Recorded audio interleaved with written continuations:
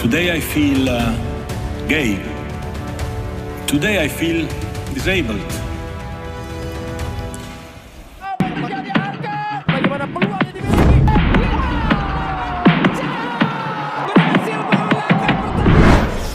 Timnas Indonesia U23 harus menelan pil pahit di malam yang seharusnya menjadi momen bersejarah. Final Piala AFF U23 2025 di tanah sendiri justru berakhir dengan luka usai Garuda Muda takluk 0-1 dari Vietnam. 1 gol dari pasukan Wuyen cukup untuk memupus mimpi besar Indonesia mengangkat trofi di depan puluhan ribu pendukung sendiri. Lebih menyakitkan lagi, kemenangan ini sekaligus mengukuhkan Vietnam sebagai juara 3 kali beruntun, sebuah hat-trick prestisius yang membuat kita harus jujur melihat ke dalam. Di luar skor yang tercatat, permainan Indonesia memang belum benar-benar siap untuk menyandang gelar. Secara skill individu, kita bisa bangga. Gocekan, dribble, hingga semangat pantang menyerah ditunjukkan sepanjang turnamen. Namun, ketika bicara soal basic, soal hal-hal mendasar dalam sepak bola modern, seperti kontrol, positioning, transisi, dan terutama akurasi operan serta penyelesaian akhir, terasa bahwa para pemain masih membawa warisan kelemahan dari sistem pembinaan lokal. Kabar yang beredar menyebut pelatih Gerald van den Burg bahkan merasa kecewa dan akan segera melakukan evaluasi menyeluruh. Karena bagaimanapun, kekalahan ini tidak hanya soal lawan yang bermain licik atau wasit yang kontroversial. Ya, keputusan-keputusan Koji Takasaki di lapangan memang layak dipertanyakan dan drama ala Vietnam lagi-lagi berhasil mengganggu fokus para pemain kita. Tapi jika melihat permainan dari kacamata objektif, Indonesia belum layak jadi juara, terutama dalam aspek progresi, visi permainan, dan ketajaman di depan gawang. Jika situasi ini tak segera dibenahi, bukan tidak mungkin sektor-sektor penting di timnas akan mulai diisi oleh para pemain diaspora. Karena sejatinya masih ada nama-nama seperti Donny van Iersel, Dongs, Tim Gapens, Weber Jardim, bahkan Mauro Zelstra, Adrian Wibowo, hingga Laurin Ulrich yang sedang dalam radar untuk mengisi skuad.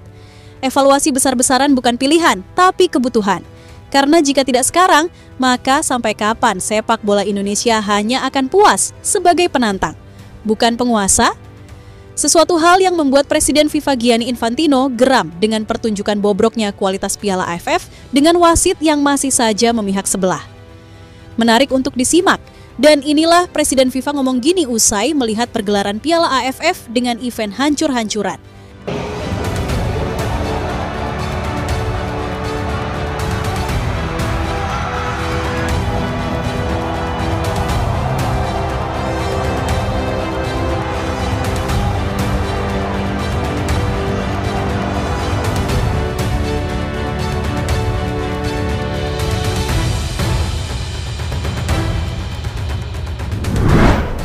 Ya, usai sudah perjuangan timnas U23 di ajang AFF kali ini. Seperti dejavu, Garuda Muda kembali harus mengakui keunggulan Vietnam di partai final. Hasil yang tak hanya menyakitkan, tapi juga mengukuhkan dominasi Vietnam sebagai tim terbaik kawasan dengan torehan hat-trick juara dalam 3 edisi beruntun. Sementara Indonesia harus menatap cermin dan mulai berbenah serius jika ingin bersuara lebih lantang di level Asia. Menariknya, di laga puncak ini, Coach Gerald van den Burg mencoba sesuatu yang berbeda. Setelah sepanjang turnamen mengandalkan formasi 4-3-3, di final ia justru menurunkan skema 3 back dengan Kakang Rudianto, Ferrari, dan Kadek Arel. Namun sayangnya, perubahan itu belum bisa memberi dampak signifikan, terutama karena masalah lama kembali muncul. Kurangnya kedalaman skuad dan kualitas pelapis yang merata.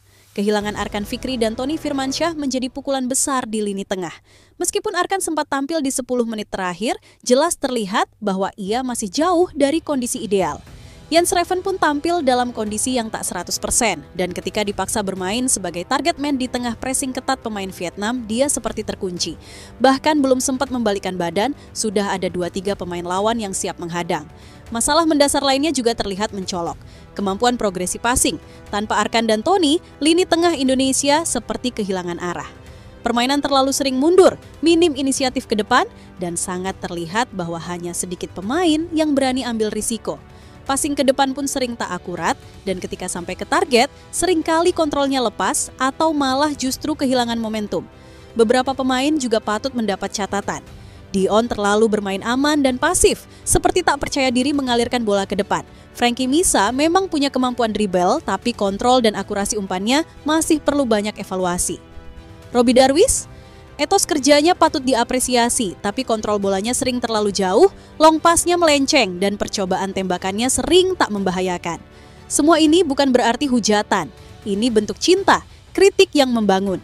Karena faktanya, jika para pemain kita masih terjebak pada penyakit lama, khas produk lokal, minim progresi, takut ambil risiko, miskin visi, maka peluang bersaing di level Asia akan sangat berat.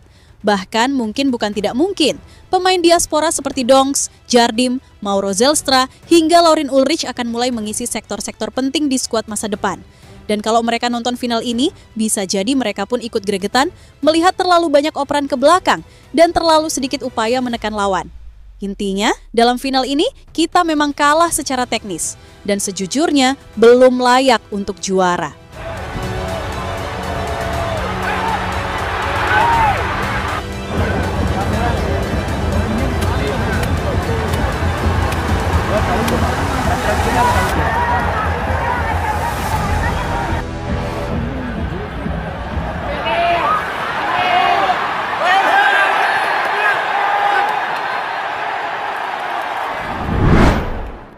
Ya, di luar urusan teknis ada catatan lain yang tak kalah penting, terutama untuk AFF sebagai penyelenggara.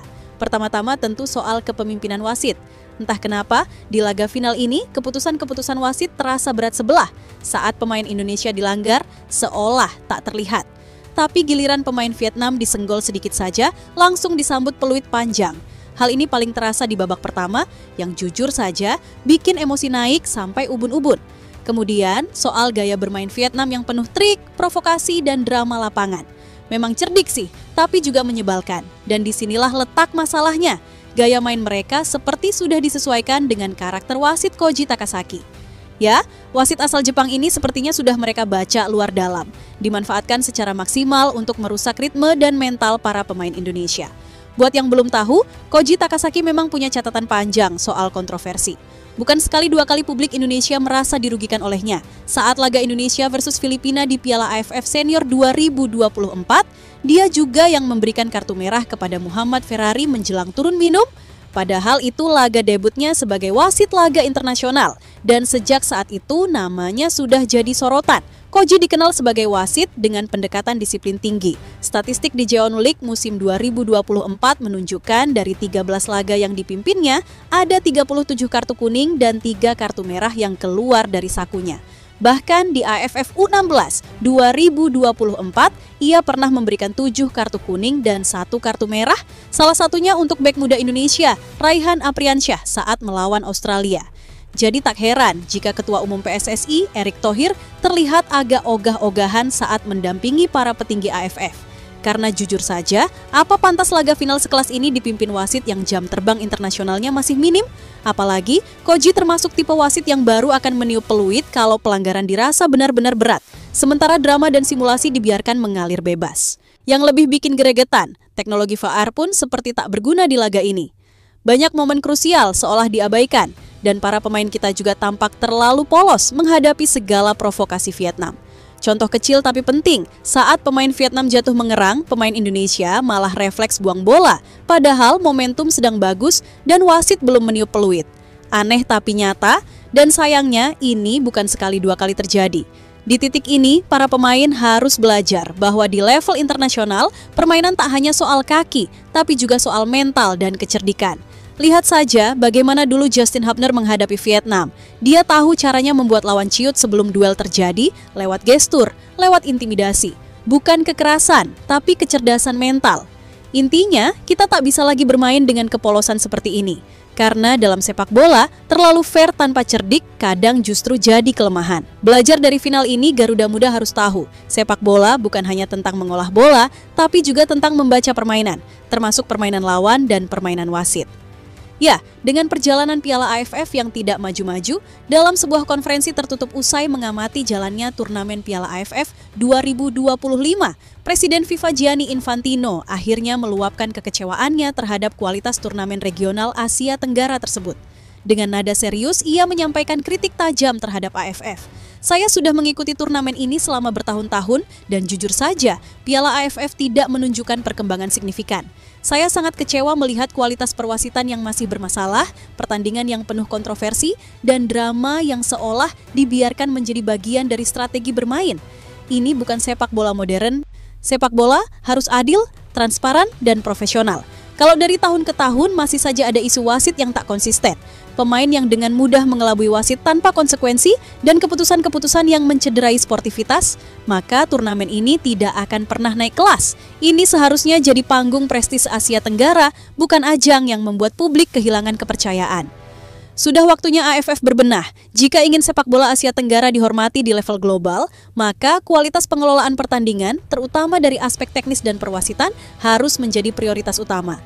Dunia sedang bergerak maju, jangan biarkan Piala AFF terus tertinggal.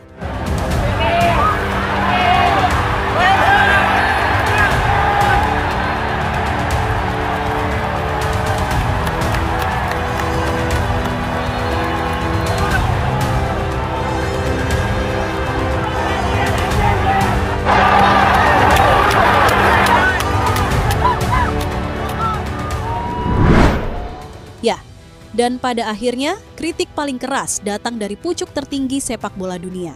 Presiden FIFA Gianni Infantino secara terbuka menyuarakan kekecewaannya terhadap bobroknya pergelaran Piala AFF.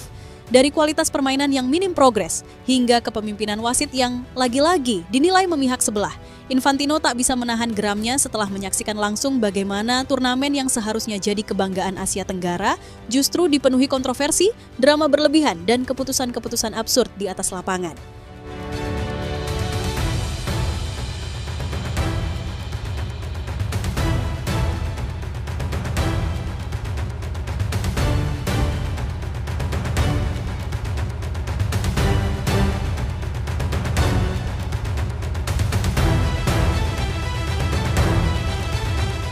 Jadi itulah tadi cerita dari Garuda Aktif hari ini. Jangan lupa pantengin terus cerita menarik lainnya di channel ini dan jangan lupa klik like-nya serta tulis pendapatmu di kolom komentar. Dukung terus Timnas Indonesia karena masih banyak cerita menarik lainnya yang akan kami persembahkan untuk kalian semua. Tetap semangat!